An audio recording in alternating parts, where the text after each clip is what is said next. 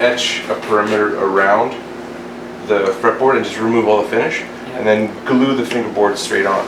But what we're going to do is we're going to just quickly bolt the neck into place so we have it in the right spot, and then we'll tape around the perimeter so we have a bit of a line, and then we'll actually take the Dremel tool with the router base and we'll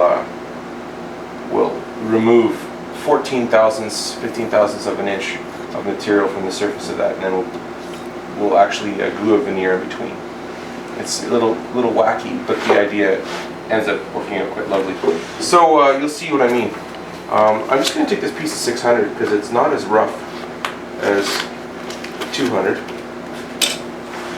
and I'm just going to pass it through a couple times just to smooth out if there's any clumps of lacquer that might get in the way. I think there's one right here.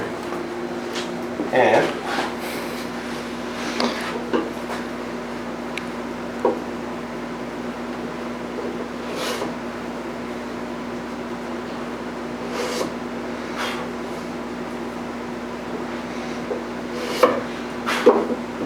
so yeah, now it fits how I wanted it to.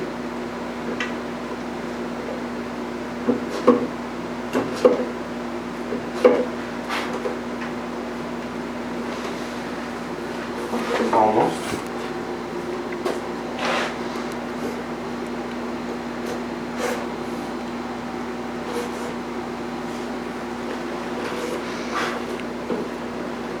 There, that's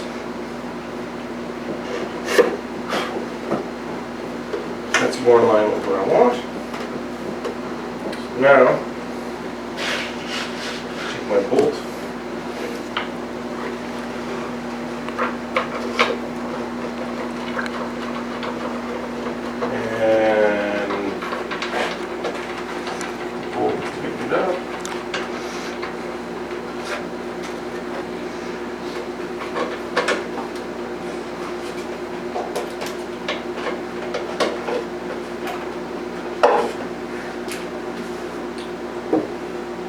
Check the neck.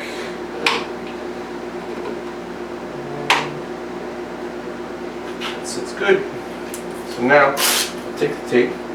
Check this out nice and close. What I'm doing is not overlapping the tape at all. Because you don't want a height differential? You got it.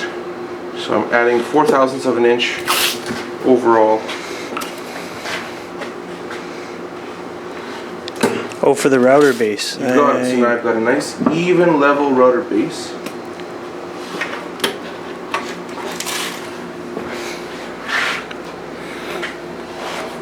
And I just started doing it this way because I got tired of doing it the old way. The chance of getting chip out on any finish is always frustrating,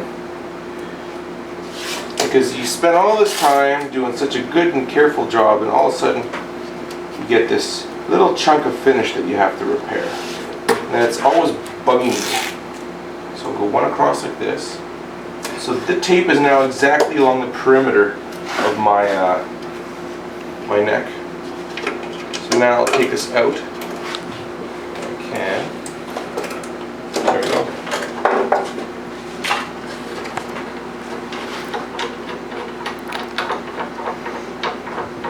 Take note, I sanded the surface flush just in case there's any overspray that would block the dovetail from fitting how it did before.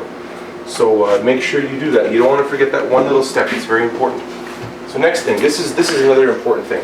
Now I'm going to trim the tape so it doesn't overlap at all. But you don't want to take a razor blade and go like that. That would be foolish. So you take the razor blade and you hold it sideways, and then you can just cut it like that without actually damaging anything. The last thing you want to do right now is etch into your finish in such a way that will make it bad. So now, 1/8 of an inch in, I'll make a little cut line.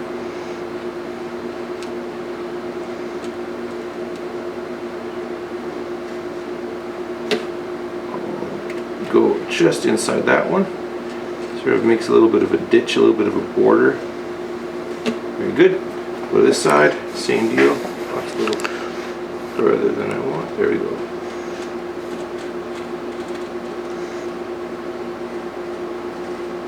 It's a little bit less than an eighth of an inch. Maybe it's an 80,000th of an inch. Let's mark what it is. And then I'm going to go an eighth of an inch from the end. Just, and don't accidentally scratch your top like that. That would also be bad. You wouldn't be very happy. Okay, so now I have a bit of a cut line. So I know that the green tape is representing my perimeter of my fingerboard, and the line, the etched line, that's where I want to actually route to. So I'm just going to adjust this bit so it's a little bit lower. So the tape is 4/1000 of an inch, and the veneer that I'll be putting in between, this stuff right here, and it, let's see, millimeters. Oh, come on, you.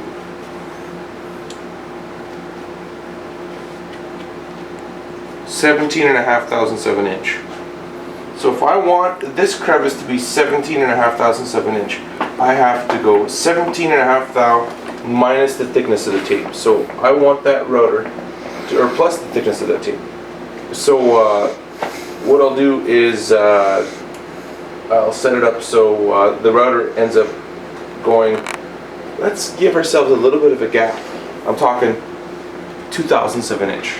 So I'm going to set the router so it ends up being 19.5 of an inch is the depth that I want. The little gap is so there's a little space for squeeze out. You won't be able to see tooth that. It'll look like a perfect seam. But I want to do that just so I have a little bit of a gap for the squeeze out to exit. And I put this bit in too tight, so I'm going to pull it out.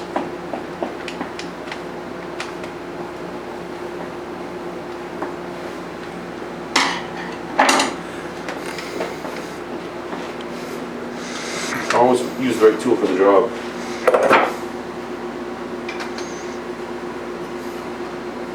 Okay, so that's good.